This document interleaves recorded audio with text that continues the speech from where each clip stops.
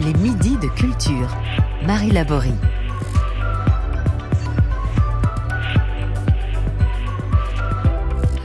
Il paraît infatigable quand il ne sort pas un disque de musique oublié qu'il a exhumé. Il dirige son orchestre partout en Europe. Il organise son festival Musique et Histoire. Il tisse des liens entre les musiques du monde. Son nom est indissociable de son instrument, la viole de gambe, à laquelle il a rendu ses lettres de noblesse. Mais c'est le chef d'orchestre que je reçois aujourd'hui, avec son ensemble le Concert des Nations et l'Opéra National du Capitole de Toulouse. Il monte 2 ballets de Gluck. Jordi Savall est dans les midis aujourd'hui. Bonjour Jordi Savall. Bonjour. Et bienvenue dans les midis de culture. Alors voilà, 60 ans, je vous le rappelle, mais vous le savez bien, que vous jouez, que vous dirigez, que vous enregistrez des disques, que vous courez le monde, mais aussi que vous racontez, que vous parlez de votre musique, que vous la transmettez, la musique que vous aimez. Partager la musique, c'est tout aussi important pour vous que de la jouer en fait. C'est indissociable. Même si jouer la musique soi-même, c'est une base indispensable pour pouvoir après la transmettre, parce que faire ce travail pour soi-même, c'est qui te donne après la capacité de transmettre quand tu maîtrises tous les éléments. Mais la musique est toujours un certain acte d'amour. On transmet avec la beauté, avec l'émotion, c'est qu'on sent, et c'est toujours un acte... quand on fait la musique et on le fait bien, ça veut dire qu'on aime ce qu'on fait et on essaie de faire comprendre aux autres que ça vaut la peine d'aimer ça aussi. C'est arrivé très tôt chez vous, cette envie justement de partager la musique ? Oui, j'ai partagé la musique déjà quand j'avais 7 ans, quand j'ai chanté dans le petit chœur de mon école. Là, on partageait ensemble la musique, mais aussi on chantait pour les offices. C'était déjà quelque chose qui était partagé, cette langage. Après, quand j'ai commencé le violoncelle, quelques années plus tard, c'était surtout maîtriser un instrument et le langage de l'instrument. Mais l'idée de partager était lointaine encore, parce que quand tu commences un instrument, tu dois d'abord maîtriser. Mais la chose qui m'a rendu, malgré les difficultés de cette époque-là, on était quelques années après la guerre civile en Espagne, tout était difficile. Mais c'était le fait que quand j'ai eu le violoncelle dans mes mains, je me suis senti chez moi. Pour la première fois à la vie, même après quelques minutes, j'ai réussi à faire un joli son et à mettre les doigts à peu près pour jouer la mélodie. Donc je me suis senti après le faire case. J'ai été quelqu'un doué pour la peinture, pour le dessin, mais j'ai eu pas le temps d'avoir des leçons, donc j'étais plutôt frustré. Le dernier jour de mon école, qui me dit: en souvenir, tu dessines si bien, tu pourrais faire une copie de cette Vierge de Velázquez. Et on m'a mis des peintures et j'ai passé 3 jours presque en vomitant tous les jours, parce que j'avais tellement mal de ventre pour que je ne réussissais pas à faire les choses bien. Donc j'ai plus jamais pris un crayon ou quelque chose. C'était fini, il fallait vraiment faire les choses bien ou pas les faire du tout. Oui, parce que tandis que le violoncelle, j'ai tout de suite trouvé la manière de faire le son que j'aimais, de retrouver la voix que j'avais perdue. Et d'ailleurs, quand vous dites que dès que vous avez pris un violoncelle, ou très peu de temps après, vous avez réussi à obtenir le son que vous aimiez, et comment vous le saviez, je parle plus français, comment vous le saviez que c'était le bon son ? Parce que je sais distinguer très bien quand c'est le son bon ou pas. Et moi, je me rends pas compte, je suis pas musicienne, alors c'est... Oui, quand vous commencez votre éducation avec la musique, ma mère chantait pendant les 4 premières années de ma vie. Elle chantait tout le temps des berceuses, des airs, elle était chanteuse amateur. Et en lieu de me parler, elle me chantait. Donc j'ai développé de très petit la musique comme un langage propre. Et quand tu as ça, tu as la musique dans ta tête, tu imagines un son, tu imagines un rythme, et c'est comme ça qu'après tu peux retrouver ce son.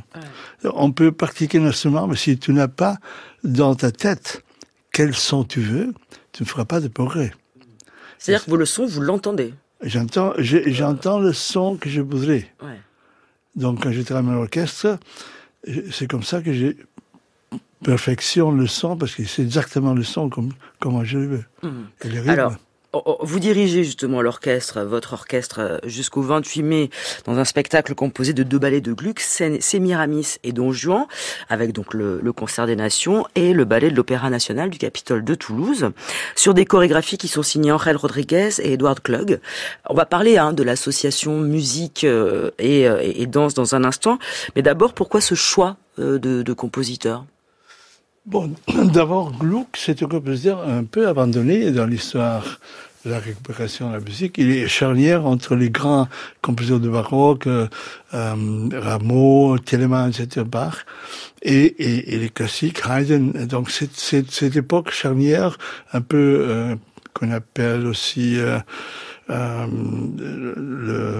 l'école de Stamitz, qu'on appelle aussi le rococo. Mais lui, c'est un compositeur qui est en avant-garde dans son temps. Il a composé des airs avec des dissonances et des belles harmonies. Donc j'ai trouvé intéressant j'avais enregistré cette musique au commencement du Covid. J'avais eu une annulation de 3 symphonies que je devais faire à la Mozartboche. Et tout à coup, je me suis trouvé à mon orchestre avec 5 jours, sans travail, sans rien. J'avais ces musiques que j'aimais beaucoup et j'ai proposé de l'enregistrer. Et vous l'avez fait en 5 jours ? En 5 jours, oui, parce qu'on avait joué déjà en concert, mais j'ai profité pour l'enregistrer.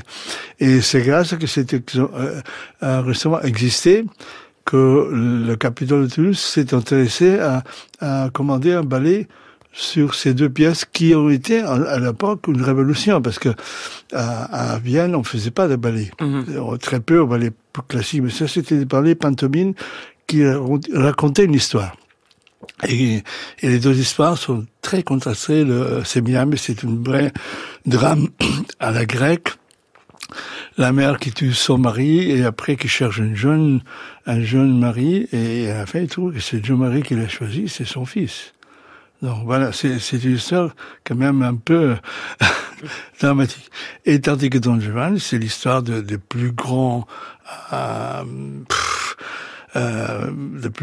aventuriers avec les femmes, qui jouaient avec les femmes comme on joue avec une guitare.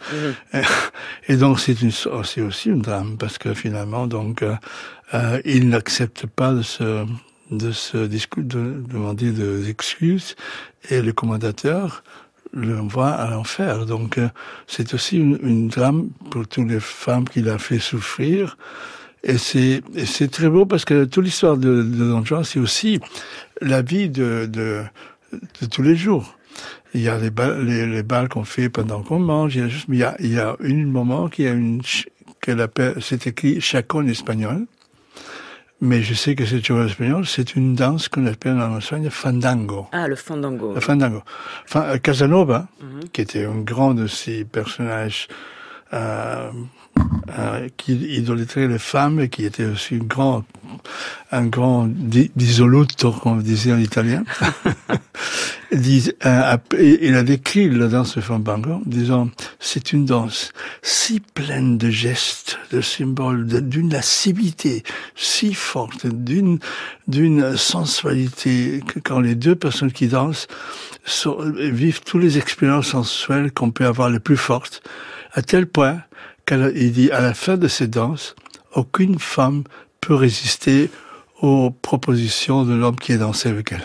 Donc c'est parfait. Donc Gluck choisit une danse pour décrire le pouvoir de Don Juan. Donc c'est pas hasard. Donc il y a plein de choses comme ça qui décrivent vraiment le personnage en musique. Et c'est d'une grande intensité. On va écouter un extrait tout de suite. C'est un passage de Don Juan d'ailleurs. On écoute ça.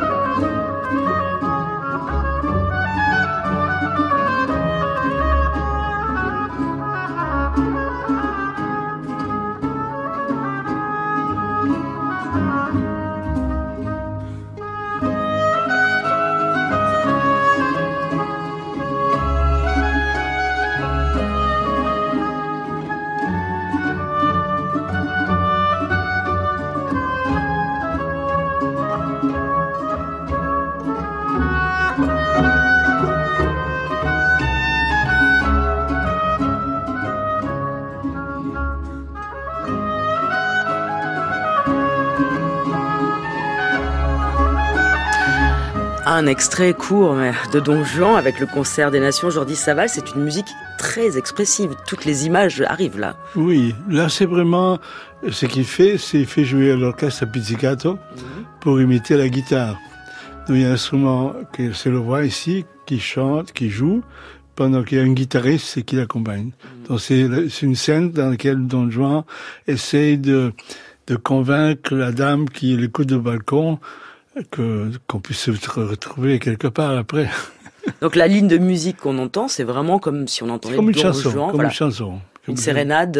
Voilà, c'est ça, exactement. Ces deux pièces de Gluck, c'est ce qu'on appelle donc des ballets pantomimes, vous nous l'avez dit tout à l'heure, avec donc le ballet de l'Opéra National du Capitole de Toulouse. Qu'est-ce que c'était des ballets pantomimes? C'est des ballets dans lesquels on ne fait pas seulement les gestes de la danse, mais qu'on essaye de vivre vraiment l'histoire. Donc c'est des gestes dans lesquels on apporte aussi quelque chose d'un certain humour. D'accord. Donc c'est pour ça que les ballets modernes correspondent parfaitement à l'esprit, parce que c'était une révolution à l'époque, ça. Ce n'était pas les ballets qui avaient toutes les choses prévues déjà, mais qui avaient une invention très révolutionnaire à l'époque. Presque théâtralisé, en fait. C'est ça. On théâtralise les gestes et toutes les choses pour donner plus de symbolisme à ce qu'on fait. Je vais vous proposer je vais y arriver. Je vais proposer d'écouter une chorégraphe, Jordi Savall. Elle a beaucoup travaillé sur la musique baroque. Elle a beaucoup dansé sur de la viole de gambe. Et elle raconte cette découverte-là. C'est Dominique Hervieux. La musique du 19e, elle est plus empreinte de sentiments.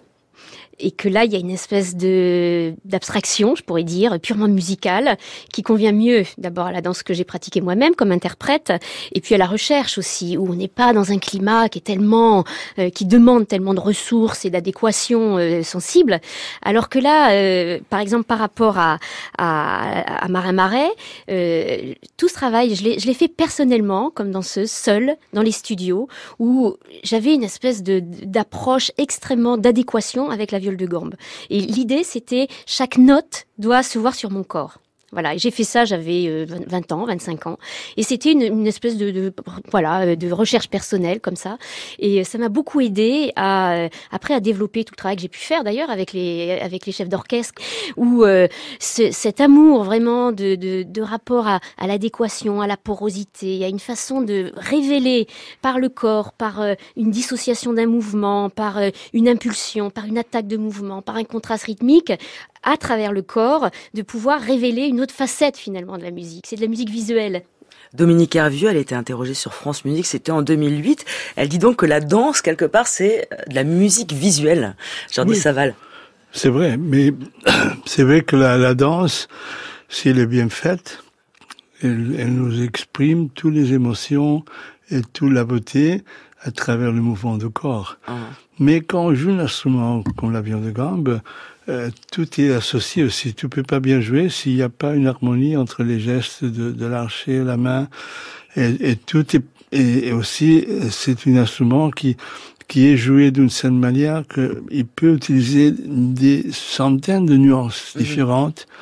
Parce que il y a 7 cordes, mais ces cordes sont beaucoup moins tendues, donc elles sont beaucoup plus réceptives à toutes sortes de changements. L'archet est tenu par la main droite avec les doigts qui contactent directement avec les crins de l'archet et appuient sur la corde. Donc on a un contact physique direct avec ces sons et on peut faire comme ça toutes sortes de nuances, beaucoup plus de ce qu'on peut imaginer avec un instrument moderne.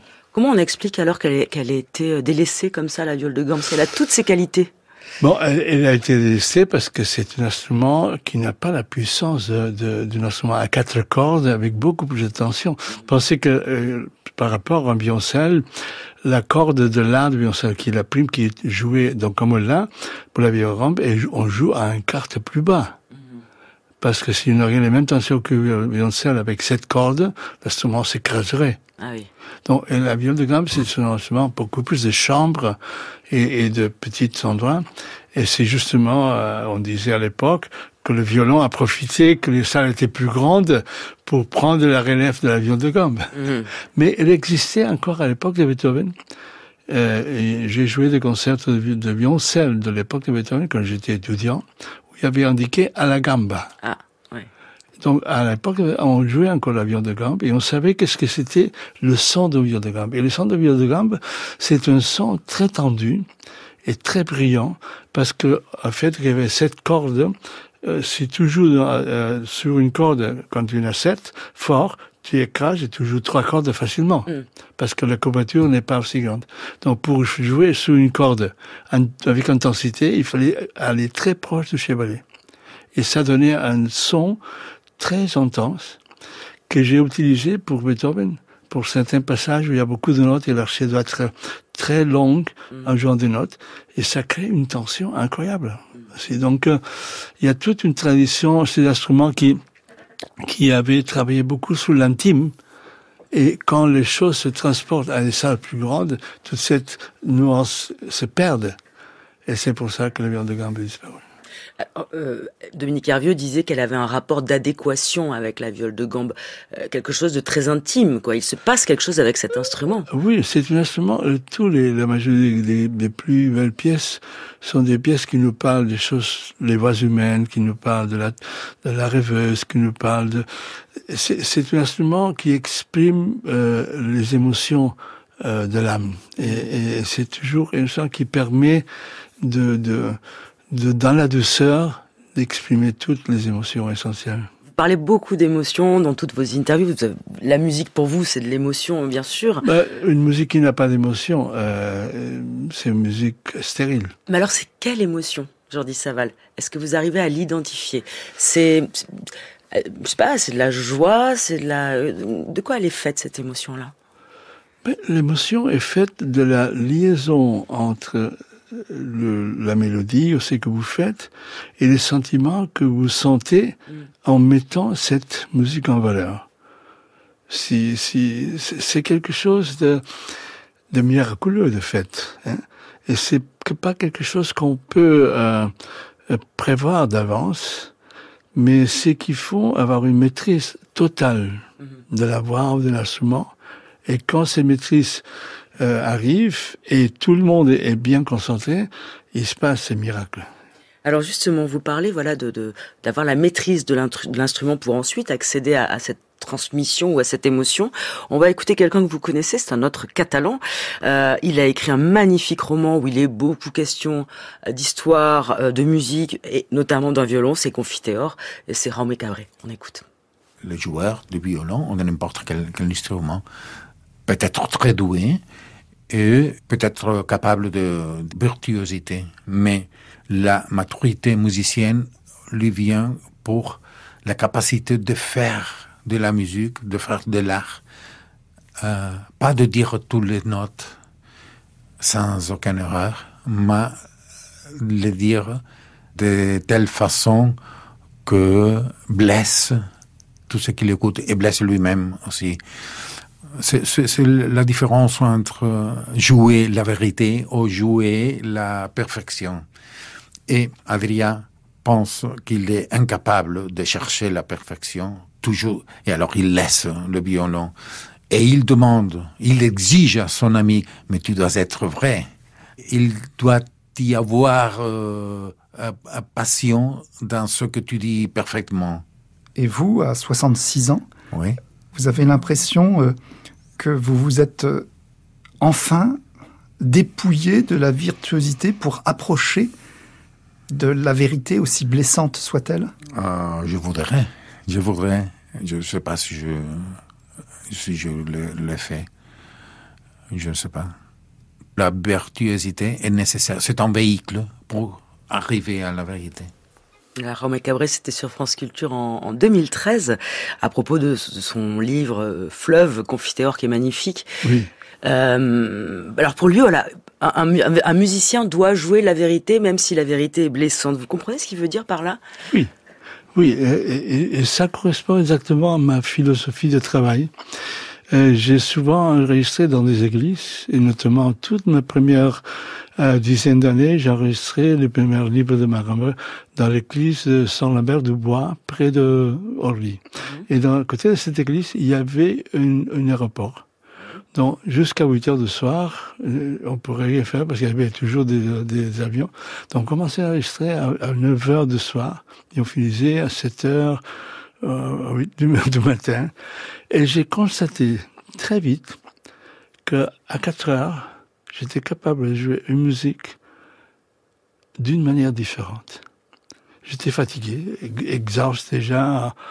Et là, j'avais besoin de ce qu'on appelle cette supplément d'âme. Et cette supplément d'âme consiste à un moment donné à supérer la fatigue et s'engager de 100%. Et à ces moments, il se passait des choses que j'avais jamais fait avant. Et c'est ça, et c'était peut-être moins parfait. Et j'ai constaté des fois, j'ai laissé l'enregistrement des choses qui étaient moins parfaites au point de vue strictement technique, mais qui avaient une dimension d'émotion et d'expressivité beaucoup plus grande.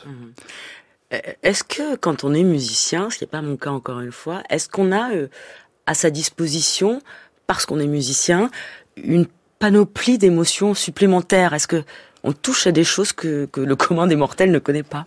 Non, ça dépend de la musique. Mais ça dépend aussi de l'attitude. Ça dépend. Mais moi, je crois que la vérité, qui parle Jean Boccavelli, cette authenticité vient de la manière qu'on aborde le travail avec une musique. Aujourd'hui, on a le malheur que pour question économique, on a toujours très peu de temps pour répéter. Donc moi, j'ai commencé en 2019 ces académies que j'ai fait avec des jeunes et professionnels, moitié-moitié, et je me suis proposé de faire un travail comme on n'avait jamais fait. Quand j'ai monté les intégrales de symphonie de Beethoven, après j'ai fait Schubert, Mendelssohn, etc. Et j'ai fait, pour préparer un concert, 6 jours intensifs, 6 heures par jour. J'ai pas appelé ça de préparation. On réfléchit sur chaque coup d'archet, sur l'articulation, sur la dynamique, sur les phrases, etc. Et après, un mois plus tard, les gens assimilent tout ça et le intériorisent. De nouveau 6 jours. Et là, on approfondit et on enregistre. Et en enregistrant aussi, on apprend. Parce qu'on s'écoute et on dit, voilà, ça c'est pas comme imaginait, il manque ça et ça. Et en même temps, ça veut dire qu'on montait un programme, je travaille 12 jours à 6 heures par jour. Et ça permet beaucoup de fois, que la musique t'apporte les idées. Parce que quand tu as le temps dans une pièce, et tu la montes bien, et après tu sens, oh, ça semble que ça demande une autre chose. Et tu sens que la musique te demande, et tu changes d'idée. Hein? En fait, c'est très simple. La vie humaine, c'est comme ça aussi. Si tu veux avoir une relation d'amitié ou d'amour avec une personne, il faut l'écouter. Il faut lui donner du temps. Il faut qu'on parle ensemble. Et la relation entre un musicien et une partition, c'est la même chose. Si on n'a pas le temps, toute la beauté qui est là ne sortira pas. Pour le maximum de virtuosisme qu'on peut avoir, il manquera l'essentiel. Quand vous travaillez avec un orchestre, il y a un mouvement de va-et-vient, c'est-à-dire que vous donnez des indications, mais les musiciens peuvent aussi apporter quelque chose. Moi, je suis un chef qui est très très sûr de certaines choses, et quand je crois à quelque chose, j'essaie de convaincre le musicien, et je prouve, je peux prendre le violon et dire je veux ça, et je peux prendre le violoncelle. Mais ce qui est important, c'est de convaincre les musiciens par l'écoute. Mais je suis toujours ouvert. Il y a quelquefois un violoncelle. Jordi, est-ce qu'on pourrait pas faire ici cette articulation? Je dis, on va essayer. Et on essaye, et si c'est mieux, je dis, tu as raison, c'est bien comme ça. Donc je pense que la beauté d'un orchestre, le résultat, c'est proportionnel à l'engagement des musiciens et la capacité qu'ils ont, les musiciens, de participer. Ouais. Et ce qui est formidable, si vous me posez la question de Frédéric, mais Jordi Savall, vous avez été spécialiste de l'orchestre, et maintenant vous faites Bruckner, Schumann, etc. Pourquoi? Parce que j'ai fait le même chemin qu'ils ont fait les musiciens de cette époque. mais concentré. Je suis passé de la musique voyage à la musique de la Renaissance. J'ai fait la musique du monde, j'ai fait la musique arménienne, celte, arabe, chinoise, etc. Et j'arrive avec un bagage de connaissances, d'articulation, d'expression, qui a passé les mêmes étapes qui ont fait les musiciens qui jouent dans l'orchestre de Bruckner, qui ont appris à jouer avec des musiciens qui avaient joué avec Beethoven, et ceux qui avaient joué avec les musiciens qui avaient joué Gluck. Et c'est ça, c'est toute cette trajectoire, c'est essentiel.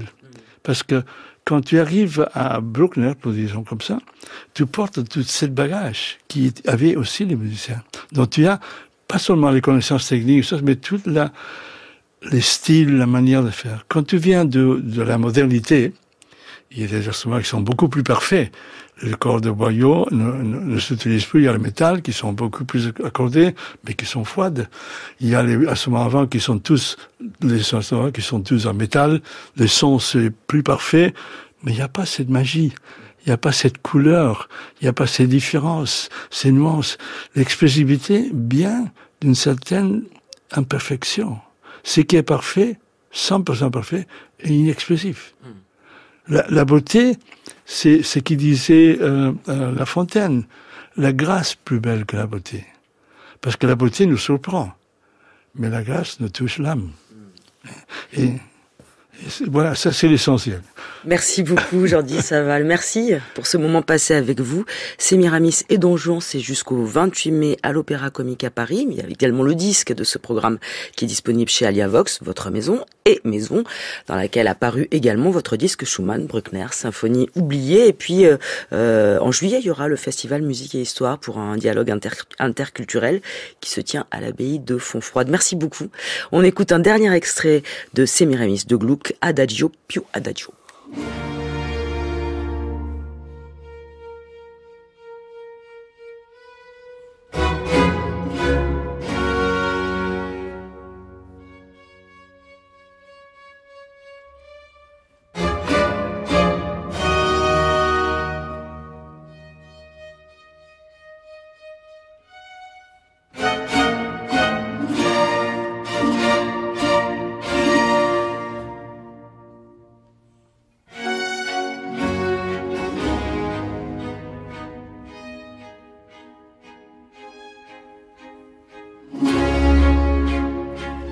Les Midis de Culture, c'est fini pour aujourd'hui. Cette émission a été préparée par Zoé Coupé, Lise Ripoche, Tom Hunenstock, Boris Pinault, Oriane Delacroix, Aïssa Toundoy, Louis Cosnard, Zora Vignier.